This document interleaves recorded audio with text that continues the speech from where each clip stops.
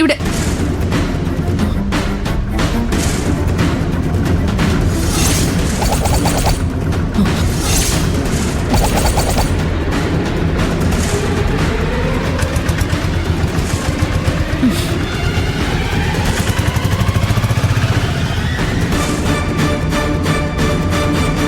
ഒരു ഓട്ടോയിൽ ആന്റി വരുന്നത് ഞാൻ കണ്ടായിരുന്നു.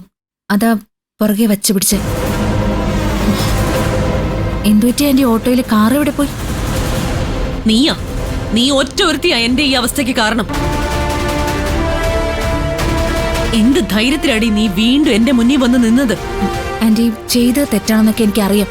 അതുകൊണ്ടാ ഇത്രയും ദിവസം ആന്റിയെ കാണാൻ വരാതിരുന്ന. പക്ഷെ ആന്റി ഇപ്പൊ ഞാൻ ആകെ പ്രശ്നത്തില്. എനിക്ക് ആന്റി ഒരു ഉപകാരം ചെയ്തു തരണം. ചെയ്തു തന്ന ഉപകാരങ്ങൾക്കൊക്കെ നീ ബേഷായി തന്നല്ലോ. എനിക്ക് തൃപ്തിയായി.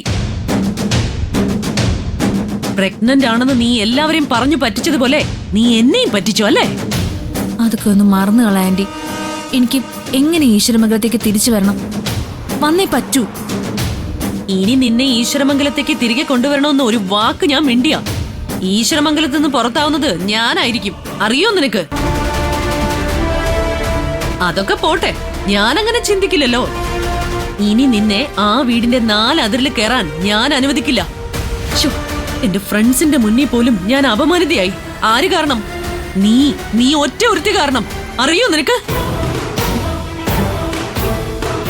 ഇനി നിനക്ക് ഞാനൊരു സഹായം ചെയ്യുമെന്ന് ശിവാനി നീ സ്വപ്നത്തിൽ പോലും കരുതണ്ട. ആന്റി പ്ലീസ് ആന്റി, ഞാൻ ആന്റിക്ക് എന്തുമാത്രം ഉപകാരമൊക്കെ ചെയ്തു തന്നത്. അതൊക്കെ ഒറ്റയടിക്ക് മറന്നു കളയാൻ പറ്റൂ ആന്റിക്ക്? നമ്മുടെ 2 പേരുടെയും പൊതുശത്രു എന്ന് പറയുന്നത് ഇന്നും അന്നും ആ നിധിയ. എന്നെ തെരുവിലേക്ക് ഇറക്കിയത് നിധിയ. ആന്റിയുടെ ഈ അവസ്ഥയ്ക്ക് കാരണവും നിധി തന്നെ ആയിരിക്കും എനിക്ക് നന്നായിട്ടറിയാം. ആന്റി വീണ്ടും നമ്മൾ ഒന്നിച്ച അവളെ തോൽപ്പിക്കാനുള്ള ഏറ്റവും നല്ല വഴിയായിരിക്കും. ആന്റി ഞാൻ സഹായിക്കാം. നീ എന്നെ സഹായിക്കാമെന്നോ? എടി നീ ഇപ്പൊ എന്താ എവിടെയാണെന്ന് നിനക്ക് നിശ്ചയമുണ്ടോ? കയ്യിൽ കിട്ടിയ കനക അവസരം കളഞ്ഞു കുളിച്ചവളാ നീ.